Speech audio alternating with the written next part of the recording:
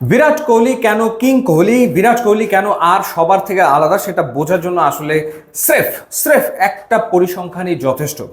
Test, one day, টি-20 তিনটা format মিলিয়ে 50 গড়ে 8,000 রান করতে সক্ষম হয়েছেন মাত্র দুজন ব্যাটসম্যান।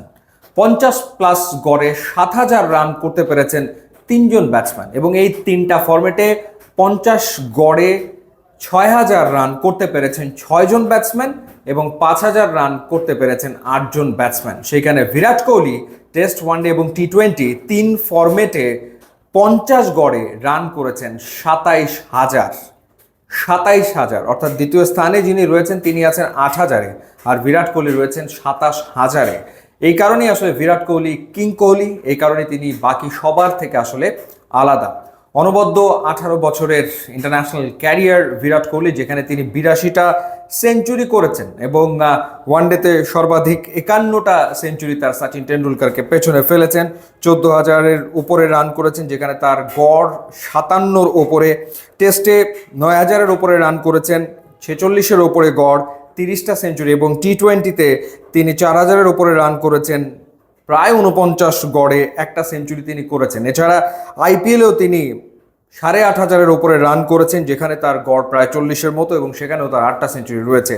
এবং তার যে ব্যক্তিগত অর্জন এবং দলীয় অর্জন, সেটা তো এক কথায় আসলে মানে অবিশ্বাস্যই।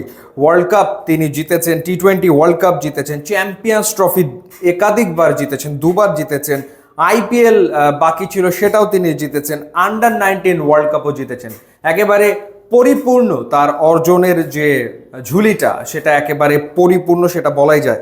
এছাড়া তিনি men's cricketer of the decade নির্বাচিত হয়েছেন, ক্রিকেটার অফ দ্য ইয়ার হয়েছেন দুবার, এবং men's ODI cricketer of the decade নির্বাচিত হয়েছেন, ODI cricketer of the year হয়েছেন 4বার। এছাড়া test cricketer of the year হয়েছেন। মানে অসংখ্য এরকম অর্জন তার তো আসলে রয়েছেই।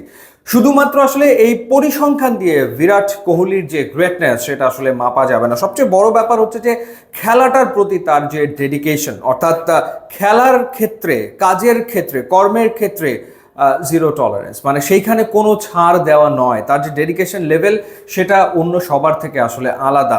এই কারণেই মানে তার যে ফিটনেস, সেটা সবসময় বাকিদের থেকে অনেক এগিয়ে ছিল। ইনফ্যাক্ট 37 বছরেও তার যে ফিটনেস, সেটা এক কথায় আসলে চোখ ধাঁধানো।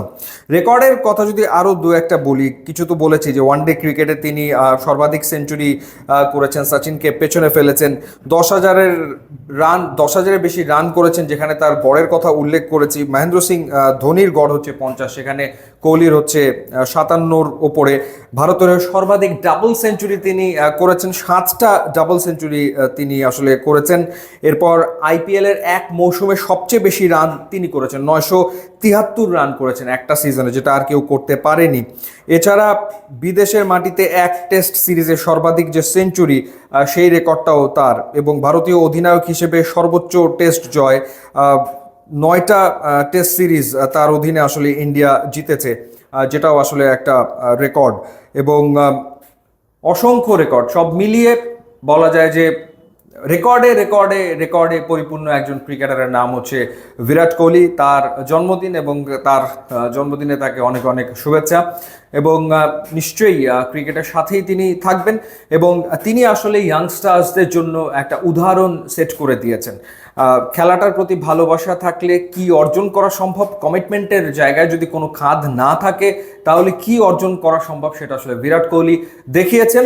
এবং সেই কারণে 18 বছর ধরে ক্রিকেটের মাঠে তিনি রাজত্ব করেছেন, এবং তিনি কিং হয়ে থেকেছেন ক্রিকেটের। ইউটিউব, ইনস্টাগ্রাম লিঙ্ক দেওয়া আছে, আপনারা যদি যোগ দেন তাহলে খুবই খুশি হব। And thanks for watching.